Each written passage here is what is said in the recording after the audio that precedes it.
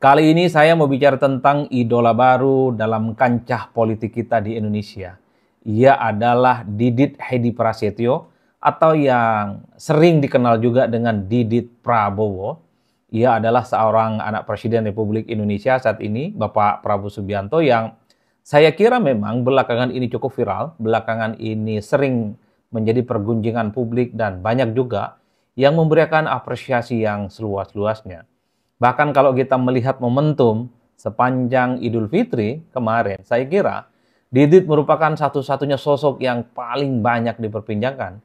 Ini tentu tidak terlepas dari silaturahmi yang dilakukan oleh Didit, misalnya berkunjung ke kediaman Megawati Soekarno Putri, kemudian tak lama setelah itu kemudian berkunjung ke kediaman Jokowi di Solo, dan juga Didit menunjukkan bagaimana foto kebersamaannya dengan Pak SBY, yang tentu saja foto itu ketika bertemu dengan SBY di Istana Negara ketika Prabowo Subianto melakukan open house.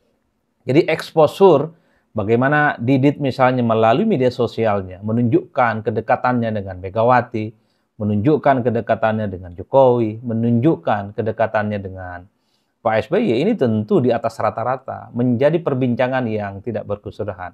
Jadi yang pertama yang ingin saya katakan, kenapa saya sebut Didit itu sebagai idola baru? Karena suka tidak suka, kiprah dan kemudian bagaimana perilaku Didit belakangan ini memang seringkali mendapatkan apresiasi dan simpati dari publik. Jadi wajar kalau kemudian misalnya kebersamaan dengan mantan-mantan presiden terdahulu, itu adalah sebagai bagian dari bagaimana Didit ini adalah sebagai sosok yang memang memiliki keluasan dalam berkomunikasi secara politik. Padahal kalau kita mau jujur di mana-mana, kalau anak presiden misalnya, biasanya lebih banyak didatangi oleh elit. Biasanya kalau ia menjadi bagian anak presiden di Republik Indonesia, elit-elit lah yang kemudian akan mendatangi karena melekat pada dirinya adalah sebagai bagian dari kekuasaan. Tapi kalau kemudian kita melihat Didit dengan segala kerendahan hati, kemudian datang berkunjung ke Megawati di Teguh Umar, kemudian datang ke Jokowi di Solo, kemudian misalnya mengunggah foto kebersamaannya dengan SBY saat open house di istana, saya kira itu adalah sebagai sebuah bagaimana secara gestur Didit ini adalah sebagai sosok yang memang cukup bersahaja, bisa masuk ke semua kalangan-kalangan politik yang dulu mungkin publik tahunya tidak bisa saling bersinergi satu sama yang lain. Jadi dalam konteks itulah kemudian Didit wajar kalau kemudian mendapatkan exposure, pemberitaan dan perbincangan di atas segala-galanya. Bahkan kalau kita jujur, sepanjang hari perayaan Idul Fitri, nyaris tak ada pembicaraan yang bicara tentang selain bagaimana Didit itu mengunjungi sejumlah mantan-mantan presiden yang ada di Republik Indonesia. Itu menunjukkan adalah bahwa Didit secara perlahan sudah menjadi magnet. Didit sudah menjadi bagian dari konsumsi pembicaraan-pembicaraan publik yang memang tidak bisa dipisahkan dalam konteks kehidupan sosial, dalam konteks silaturahmi, dalam konteks kehidupan politik kebangsaan yang ada di Indonesia. Itu yang pertama. Yang kedua, yang menarik itu tentu tidak terlepas karena memang Didit itu adalah replika dari Prabowo Subianto, Presiden Republik Indonesia. Jadi suka tidak suka, ketika Didit misalnya berkunjung dan bertemu dengan Megawati Soekarno Putri, juga berkunjung ke Jokowi di Solo, publik melihat ini adalah sebagai bagian dari bagaimana sikap Prabowo yang kemudian menurun kepada putranya.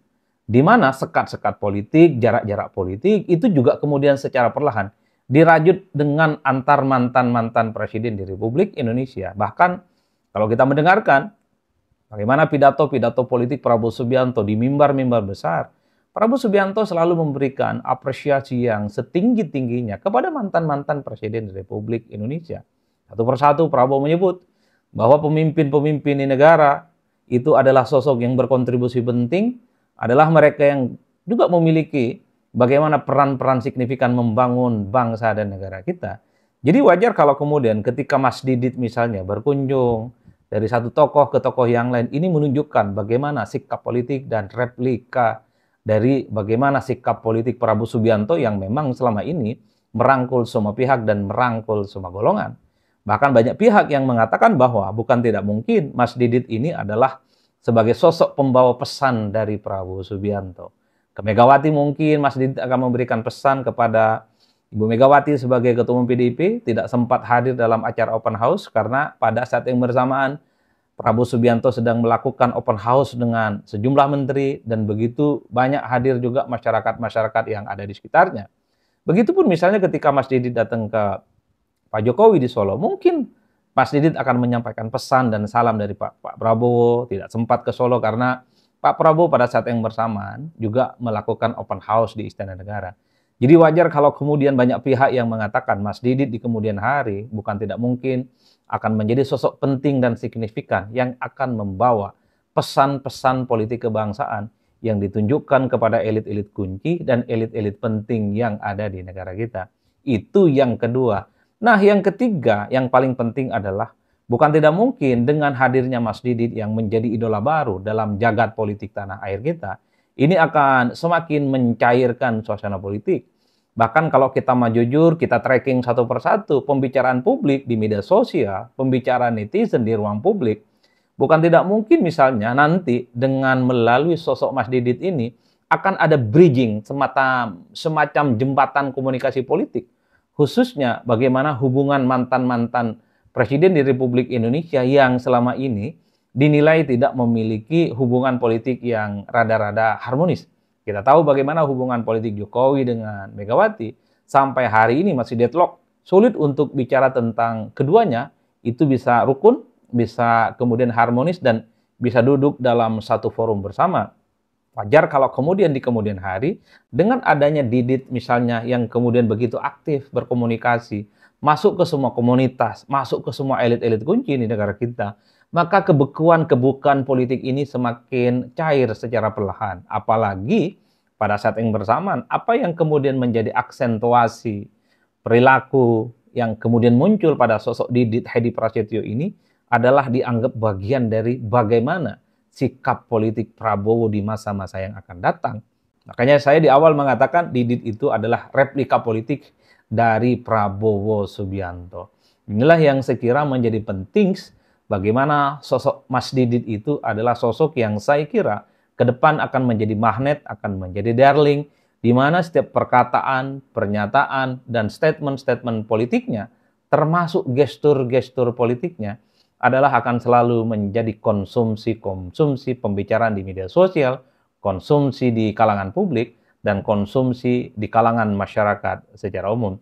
Inilah yang saya kira menjadi penting kenapa saya menyebut Didit itu menjadi idola baru dalam konteks politik kita di masa yang akan datang. Karena sorry to say, per hari ini misalnya Didit itu adalah sosok yang tidak melekat pada dirinya sebagai pejabat publik.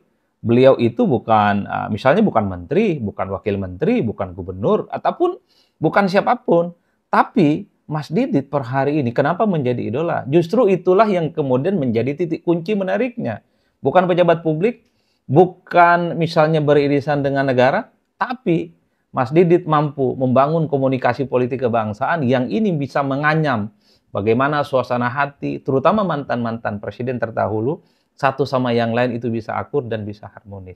Nah, yang keempat sebenarnya yang ingin saya katakan adalah, kenapa menjadi penting bicara tentang Mas Didit itu datang ke Teguh Umar di tempat kediamannya Megawati Soekarno Putri dan pada saat yang bersamaan juga datang ke tempatnya Pak Jokowi. Inilah yang saya sebut sebagai upaya untuk menjaga keseimbangan politik.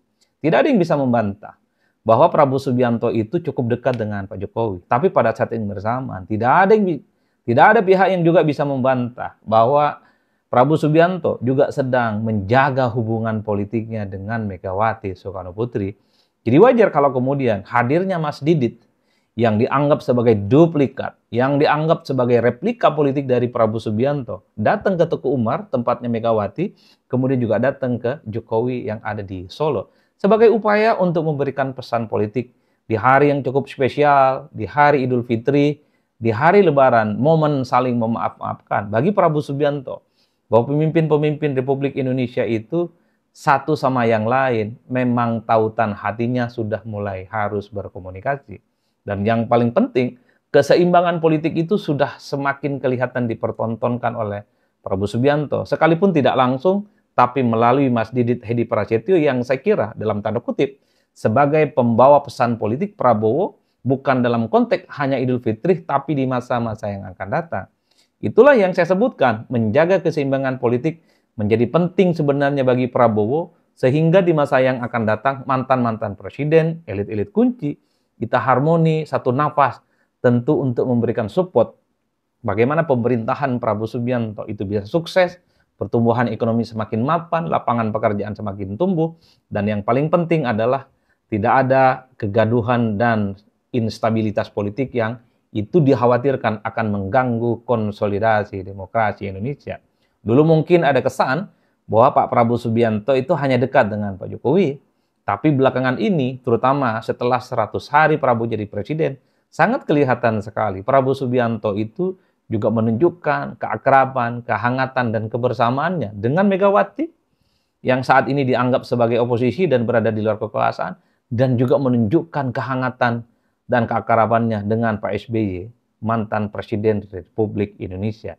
Itu artinya apa? Bagi Prabowo Subianto, siapapun mantan-mantan Presiden di Republik Indonesia, jadi treatmentnya sama. Jadi itulah yang saya sebut bahwa menjaga keseimbangan politik, hubungan politik antara penguasa saat ini dengan mantan-mantan presiden itu menjadi kunci bagaimana stabilitas politik di masa-masa yang akan datang semakin solid dan semakin konsolidatif. Itulah yang saya kira ke depan mungkin perilaku, pernyataan, dan gestur politik yang ditunjukkan oleh Mas Didit akan selalu menjadi perbincangan di atas rata-rata. Jadi tidak mengherankan di antara begitu banyak mantan-mantan elit dan mantan-mantan pejabat di negara kita, pastinya yang paling banyak menjadi pembicaraan di masa yang akan datang adalah Didit Hedi Prasetyo atau Didit Prabowo. Ya ini tentu tidak terlepas posisi Mas Didit sebagai putra dari Presiden Republik Indonesia, Pak Prabowo Subianto.